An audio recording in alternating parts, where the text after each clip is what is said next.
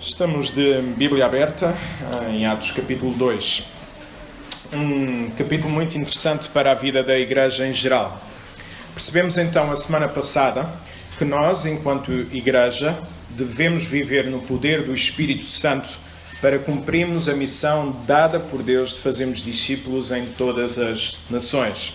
Vimos também no início deste capítulo 2 que o mais importante no texto não são as línguas, mas sim que todo o cristão deve ser carismático na medida em que ele é capacitado pelo Espírito Santo com dons para a edificação da Igreja, a qual Cristo comprou com a sua própria vida.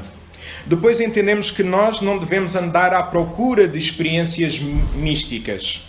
Devemos sim procurar viver pela fé em todos os momentos da nossa vida. Saber que Deus está conosco é muito mais poderoso do que ter uma qualquer experiência dessas. Às vezes, olhando para a minha vida, às vezes nós, apenas porque não andamos nas nuvens, seja lá isso o que significa, achamos que Deus nos abandonou, quando na verdade Deus nunca abandona os seus. Mas simplesmente porque não estamos naquele estado de sentimento alto e força, e seja lá isso o que significa. Então é a palavra de Deus que faz a diferença na vida das pessoas. Ela não é uma filosofia humanista porque não coloca as nossas vidas no centro de todas as coisas. Além disso, mostra-nos também de uma forma clara que em nós não há resposta nem para o universo, nem para a nossa vida e muito menos para a nossa morte. Contudo, é precisamente aí que o Evangelho tem resposta. É precisamente aí que o Evangelho é eficaz. No que consiste então esta mensagem poderosa que nós ouvimos vezes sem conta? O que é que ela na verdade tem para oferecer? Porquê é que nós às vezes valorizamos mais os sentimentos do que valorizamos o próprio Evangelho? Vamos então ler Atos capítulo 2, versículo 14 a 36. Recordar apenas que este momento sucedeu pouco tempo depois de Jesus ter ascendido aos céus e que estavam então a celebrar a festa das colheitas. Uma das 3 festas anuais onde os judeus que estavam dispersos pelo mundo rumavam até Jerusalém. Versículo 14 e versículo 15. Alguém pode ler? Versículo 14 e versículo 15.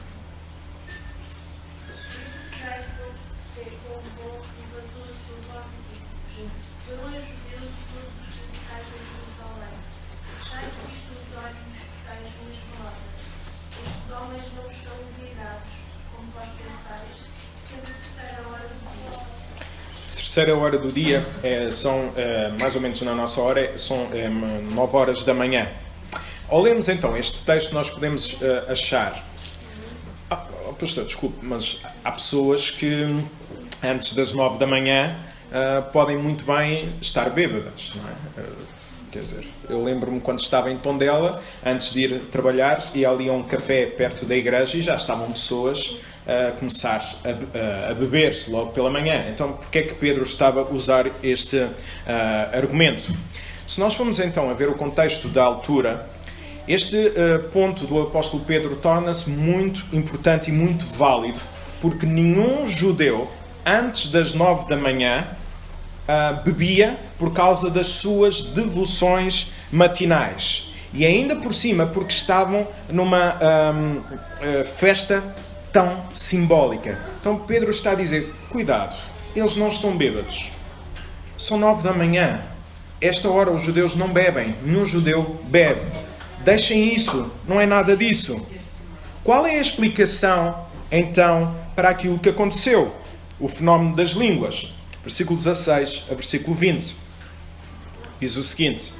O que aqui se passa é aquilo que está escrito no livro do profeta Joel. Deus diz, nos últimos dias espalharei o meu Espírito sobre toda a humanidade. Uma nota prévia. Lembram-se que o que aconteceu foi apenas com os discípulos de Jesus. Os vossos filhos e filhas profetizarão, os jovens terão visões e os velhos terão sonhos. Espalharei o meu espírito também sobre os meus servos e servas, e eles hão de profetizar em meu nome naqueles dias. Farei ver maravilhas lá em cima no céu e sinais cá embaixo na terra, sangue, fogo e nuvens de fumo. O sol ficará escuro e a lua com cor de sangue, antes que chegue o grande e glorioso dia do Senhor. Então nós podemos perceber algumas coisas aqui no discurso de Pedro. Em primeiro lugar, ele mostrou que a profecia de Joel, capítulo 2, versículo 28 a 32, estava a ser cumprida naquele momento. Em segundo lugar, Pedro estava a ser profético porque o seu discurso anunciava a palavra de Deus. Apesar de os apóstolos também poderem trazer revelação nova para o povo de Deus. Recordar, é bom saber que a revelação já terminou. Por isso, já não há profetas como no Antigo Testamento e já não há apóstolos como no Novo Testamento, porque já não há ninguém que traga revelação da parte do Senhor, porque a revelação terminou. A palavra de Deus tem, por isso, tudo aquilo que nós necessitamos. A palavra de Deus tem tudo aquilo que nós necessitamos para a nossa vida.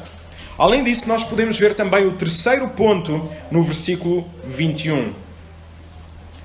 Todos aqueles que invocarem o nome do Senhor serão salvos. Então, em terceiro lugar, Pedro estava a ser profético porque convidou todo o povo a invocar ao Senhor Deus. É o mesmo discurso que nós podemos encontrar, por exemplo, em Romanos 10, 13, através do apóstolo Paulo. Todo aquele que invocar o nome do Senhor será salvo. Estas palavras, o nome do Senhor, mostram-nos que esta invocação não era a um Deus desconhecido, mas sim ao Deus, ao Senhor de Israel, cujos seus feitos eram conhecidos por todos eles. É também uma promessa para todo aquele que invocar o nome de Deus. E a palavra invocar no original tem o sentido de depositar a minha vida na vida de alguém e não apenas uma questão de pronunciamento.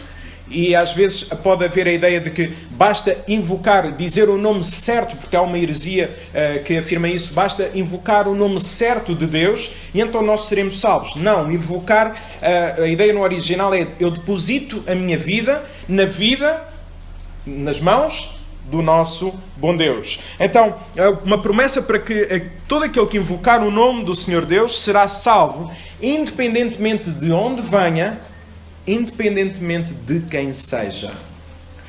Paulo mostra-nos isso também de uma forma clara em Gálatas 3:28. Nisto não há judeu nem grego, não há servo nem livre, não há macho nem fêmea, porque todos vós sois um em Cristo Jesus. Então, Deus salva todo o tipo de pessoas. Então, tudo o que aconteceu até aquele momento tinha sido profetizado por Joel. Agora, o que será que Cristo fez assim tão de especial? Às vezes falamos, não é? O Evangelho. Mas o que é que será que Cristo fez assim de tão especial? O que é um Evangelho? Versículo 22. E reparemos como este discurso de Pedro, esta pregação de Pedro, também deve servir de mote para as pregações nos dias de hoje. E Pedro continuou, diz o versículo 22. Israelitas, escutem estas palavras. Jesus de Nazaré foi um homem que teve a aprovação de Deus diante de todos vós, como viram pelos milagres, maravilhas e coisas extraordinárias que Deus fez por seu intermédio, no vosso meio, como bem sabem. Então, este versículo mostra-nos que a perfeição de Jesus era uma realidade. Jesus foi perfeito aos olhos do Pai e que, por isso, o seu sacrifício tinha sido aprovado por Ele. Além disso, olhando para o texto, vemos que Jesus fez milagres. Jesus fez coisas extraordinárias que tinham sido vistas e ouvidas por muitos judeus, se não todos, segundo o texto, que estavam ali presentes. Daí vermos na parte final como bem sabem. Não havia então desconhecimento relativamente à obra de Jesus, mas sim um desconhecimento de que Jesus era o Messias prometido da parte de Deus para salvar a humanidade. Será que os milagres então foram a essência do ministério de Jesus? Será que Jesus veio apenas com o objetivo final de curar as pessoas das suas doenças?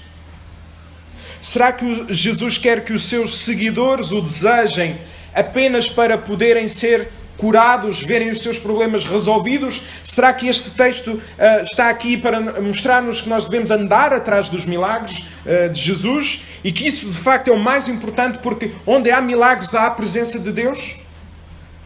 Versículo 23.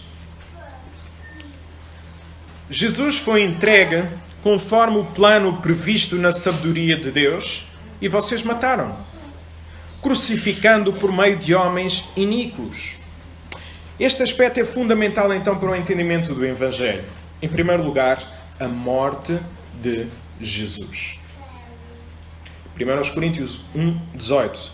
A palavra da cruz é loucura para os que perecem, mas para nós que somos salvos, ela é o poder de Deus.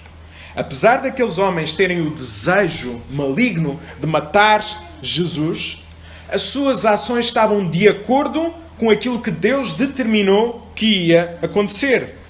Reparemos o que diz, se os irmãos avançarem para Atos capítulo 4, versículo 26 a 28. O que aconteceu? Levantaram-se os reis da terra e os príncipes se juntaram-se a uma contra o Senhor e contra o seu ungido.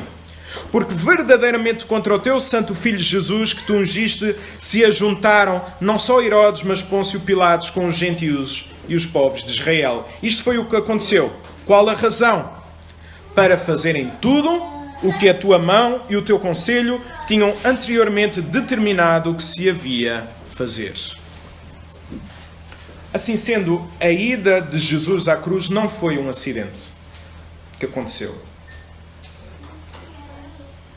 Se assim fosse, Deus estaria à espera para poder reinventar a história. Mas Deus é o dono da história. É Ele que faz a história. A ida de Jesus foi parte do plano de Deus para salvar todo aquele que crê. Além disso, a crucificação de Cristo deve ser vista para além da traição de Judas para com Jesus. Ela é fruto do amor de Deus por nós. Será que a história fica por aqui, na morte de Jesus? Será que tudo termina com a crucificação de Jesus? Será que apenas a sua morte tem poder para salvar pessoas pecadoras como nós? Versículo 24 e 25. Porém, Deus o ressuscitou, livrando-o do poder da morte, das consequências da morte, porque não era possível que ele fosse dominado por ela. Pois David disse a respeito dele: via o Senhor constantemente diante de mim, com ele ao meu lado direito, não tenho medo de nada. Este texto é extraordinário.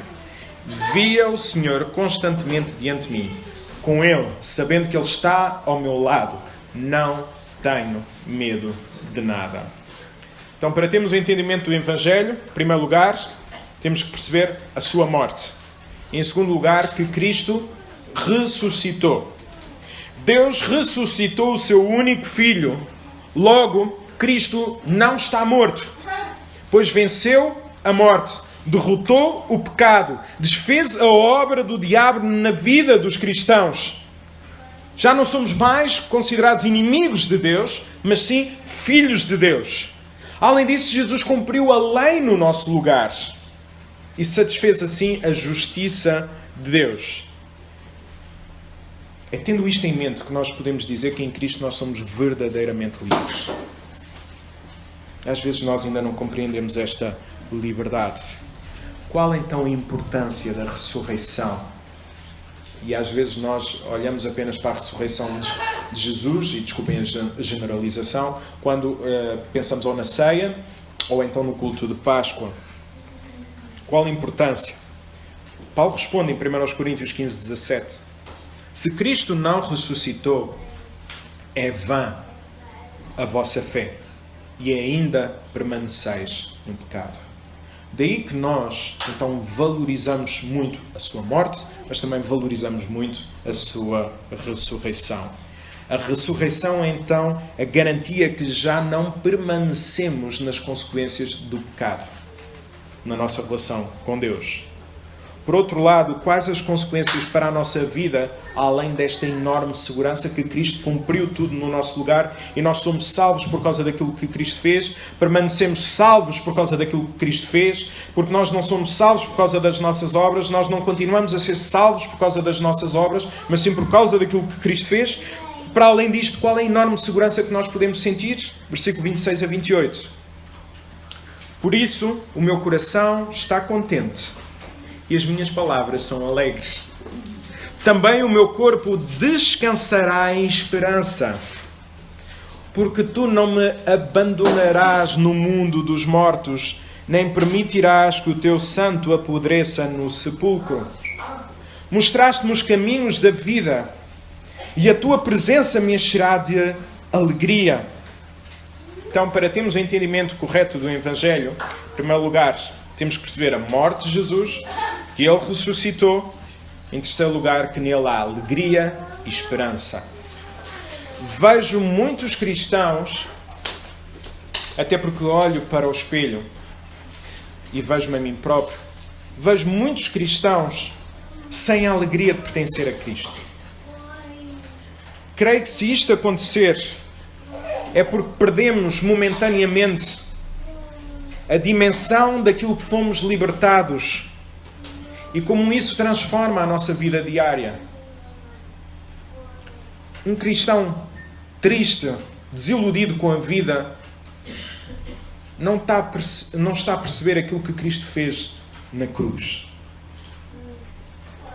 Sentir-nos-emos apáticos, sentir-nos-emos insatisfeitos com a vida? Será que aquilo que Cristo fez não terá impacto na forma como olha, como vive a sua vida? Ainda pensamos no céu? Preparamos a nossa ida para lá, mesmo não sabendo bem como será e quando será? Ou é algo que parece irreal, uma coisa dita no púlpito e que nós durante a semana não pensamos nisso? Jesus fez as coisas pela alegria que lhe estava proposta, Hebreus 12:2, no céu. E nós? Agimos pela alegria que está proposta nos céus? Ou agimos para que possamos ter alegria nesta terra? Qual a razão de haver tanta murmuração com a vida que nos leva muitas das vezes a murmurar com o próprio Deus? Versículo 33. Ele foi, vamos avançar para o versículo 23, ele foi glorificado, ficando à direita de Deus, que lhe deu o Espírito Santo como tinha prometido e enviou sobre nós. Isto é o que estão a ver e a ouvir. Deus não subiu ao céu, mas foi... Desculpem, David não subiu ao céu, mas foi ele próprio que afirmou: Deus disse ao meu Senhor, senta-te à minha direita até que eu ponha os teus inimigos debaixo dos pés. Então, morte de Jesus, Cristo ressuscitou, alegria e esperança. Em quarto lugar, a presença do Espírito Santo em nós. Jesus morreu, ressuscitou e foi glorificado e está à direita do Pai. Além disso, Deus enviou o seu Espírito Santo aos discípulos. Vimos isso na semana passada com a descida do Espírito para os 120 pessoas que lá estavam, mais os 12 apóstolos. Deixou-nos então o Espírito Santo para sermos capacitados a viver uma vida que lhe agrade, como também para nos dar, e lembrem-se da semana passada, nós temos poder, sim, poder para testemunhar do seu Evangelho a toda a criatura. Vemos então aqui a obra da Trindade em nós. Em primeiro, Deus determinou a morte, a ressurreição e a glorificação do Filho. Em segundo lugar, o Filho deu a sua vida por aqueles que o Pai lhe entregou. Em terceiro lugar, o Espírito Santo permanece na vida do cristão para o convencer do pecado, da justiça e do juízo. A Trindade em nós. Versículo 36. Portanto, que todo o povo de Israel fique bem ciente que esse mesmo Jesus que vocês crucificaram, Deus o fez Senhor e Messias. Então Pedro termina esta primeira parte da sua exposição do Evangelho, lembrando-os que aquele a quem eles crucificaram, Deus o fez Senhor, Deus o fez Messias. É por causa desta certeza que nós podemos ler aquilo que Paulo escreveu em Filipenses capítulo 2, versículo 9 a 11. Nos diz o seguinte: por isso também Deus o exaltou soberanamente e lhe deu um nome que é sobre todo o nome, para que à pessoa de Jesus se dobre todo o joelho dos que estão nos céus e na terra e debaixo da terra, e toda a língua confesse que Jesus Cristo é Senhor, para a glória de Deus Pai. Toda a língua vai confessar que Jesus é o Filho de Deus. Uns irão fazer de forma alegre e outros irão perceber que já é tarde demais, mas irão reconhecer que Jesus é Senhor sobre todos. Será que a mensagem termina aqui? O que fazer com isto que nós ouvimos? Será que o Evangelho termina neste ponto? Vamos deixar isto abertos para a próxima semana e podemos ver então a resposta a esta verdade tão central. Mas com base naquilo que nós lemos, podemos retirar algumas lições para a nossa vida. Em primeiro lugar, sejamos proféticos. Quando somos proféticos, estamos a anunciar todo o conselho de Deus de forma fiel e cuidadosa. Pedro teve esse cuidado, pois anunciou o Evangelho de Deus com toda a ousadia perante aquelas pessoas, não se importando com o custo que isso pudesse vir a ter. Anunciou o Evangelho com base nas Escrituras, com base no Velho Testamento. Tendo isso em mente, somos proféticos também quando promovemos palavra de edificação para a vida das pessoas. Sendo que as mesmas palavras têm que ter base bíblica. Porque conforme temos visto aqui na Igreja Batista da Graça, tudo aquilo que não tem base bíblica simplesmente não é bíblico e não tem poder algum para as nossas vidas. Tudo o que nós precisamos encontra-se na Palavra de Deus. Sermos proféticos é precisamente isto. Está aqui na Palavra de Deus. Está aqui todo o conselho de Deus. É por isso que nós vivemos das profecias contidas na Palavra de Deus. É por isso que nós devemos falar das profecias que estão na Palavra de Deus. Esta palavra, segundo Hebreus capítulo 12, que é viva e eficaz, mais penetrante do que a espada alguma de 2 gumes, e que penetra a divisão da alma e do espírito e das juntas e medulas, e é apta para discernir os nossos pensamentos e intenções do coração. Talvez seja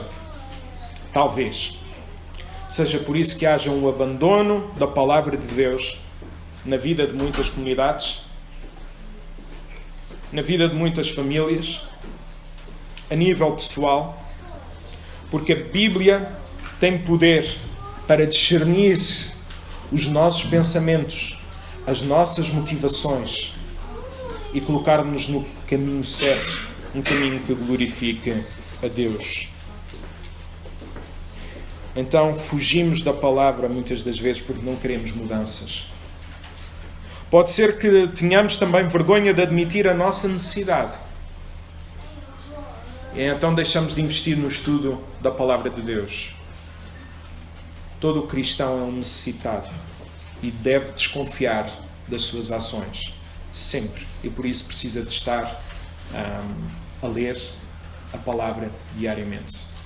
Ontem tive a oportunidade de poder estar na Igreja Batista da Amadora com vários jovens de várias igrejas, e uma das coisas que eles tiveram no fim a oportunidade de fazer perguntas, e uma das coisas que eu disse àqueles jovens é que nós desconfiamos pouco de nós próprios. Eu tenho que desconfiar de mim próprio. Eu sou terrível. O pecado dos outros deve fazer com que eu chore porque eu também sou capaz de cometer o mesmo pecado que ele. Então eu não posso olhar para os outros, para o pecado dos outros e achar, este é terrível, fez aquilo. Não, eu também sou capaz de fazer aquilo. Eu preciso é dobrar os meus joelhos e pedir ao Senhor que me ajude, porque o meu coração é enganoso e a minha alma anseia pelo Senhor diariamente. Cuidado quando analisamos a vida dos outros, não no sentido de percebermos como pecadores nós somos, mas olhamos para os outros como o fariseu. Graças te dou, ó Deus, porque não falhei como aquela pessoa, porque sou melhor do que ela. Quanto tempo passa por dia a ler a Bíblia? Quanto tempo por dia passa a ler a Bíblia com a sua família? Preparamos os nossos filhos para a vida terrena. Estaremos nós a preparar os nossos filhos? Estaremos a preparar as nossas vidas para a vida celestial? Que o nosso falar seja sempre assim diz o Senhor. Uma nota sobre isto. Há uma procura incessante de profecias sobre o dia do amanhã. E muitas das vezes quem anda atrás disso é quase como, e desculpem a generalização, mas é quase como quem anda atrás do horóscopo.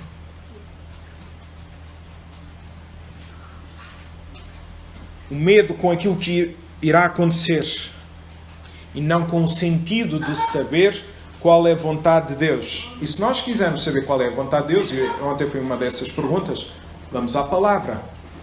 Sim, pastor, mas qual é o curso que eu devo escolher? É o curso A ou B? Devo escolher este trabalho ou este trabalho? Nós nunca vamos ter uma revelação da parte de Deus a dizer se é o A ou o B. O que nós percebemos na palavra de Deus é que a nossa escolha deve ser para glorificar ao Senhor. Então, independentemente de ser A ou B, que a nossa opção seja com o objetivo de glorificar a Deus e não de glorificar o nosso ego. Então, cuidado como quem anda atrás das profecias, atrás do horóscopo. Tudo o que nós precisamos saber está na palavra de Deus. No entanto, também acredito que Deus, na sua providência, fale às nossas vidas, utilizando a vida de alguém para nos expor o texto bíblico no momento oportuno. É por isso que nós, enquanto batistas, somos, e não somos só nós que o afirmamos, mas que a Bíblia é a única regra de fé e de prática. Em segundo lugar, os milagres, as profecias e as línguas não são um fim em si mesmo. O centro do Evangelho é Deus. John MacArthur diz que Jesus, depois de ter realizado um milagre, dizia para as pessoas não dizerem nada a ninguém. E Jesus fazia isso para mostrar que o centro do Evangelho não eram os milagres, era a sua pessoa. Vai e não digas nada a ninguém. É curioso a forma como ele observou esta expressão do Senhor Jesus. Deus pode ou não realizar milagres. Nós acreditamos nos milagres de Deus. E recentemente, creio que não vou meter nenhuma inconfidência, mas recentemente alguém dizia, ou foi abordado a dizer que os batistas não acreditam em milagres, não é? E essa pessoa disse, não, ainda hoje nós ouvimos na igreja um milagre daquilo que Deus fez na vida da filha do pastor. E curiosamente essa pessoa estava a dizer, no dia em que me disseram isso foi no dia em que nós ouvimos o testemunho do pastor naquilo que Deus fez na vida da Raquel. E não, claro que não é só esse milagre. Todos nós já podemos ver milagres a acontecer. Deus pode ou não realizar milagres. E independentemente da sua ação, Deus é Deus, Deus é bom e a Ele deve ser dada toda a glória.